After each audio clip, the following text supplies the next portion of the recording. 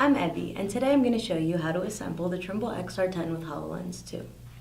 In front of me, I have an MSA V-Guard hard hat, an MSA Fast Track 3 suspension, a shim, the Trimble XR10 with HoloLens 2, and a Mobilus bone conducting headset. First, we will flip our hard hat upside down with the front brim facing away from us and put our shim in the front 2 vertical slots of the hard hat. Next, we'll take our suspension and insert the front 2 clips into the vertical slots on the shims and the back 2 clips into the vertical slots on the hard hat.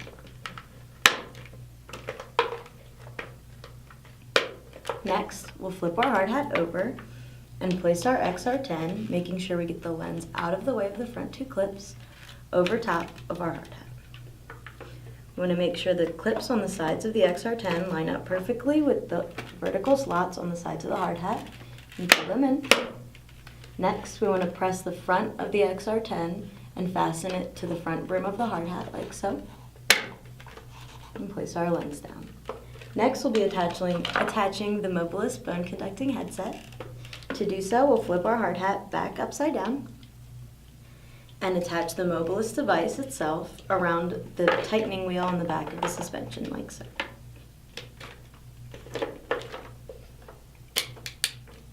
Next, we'll be attaching each sensor to the sides of the back of the suspension, making sure that the wiring stays on the outside of the suspension.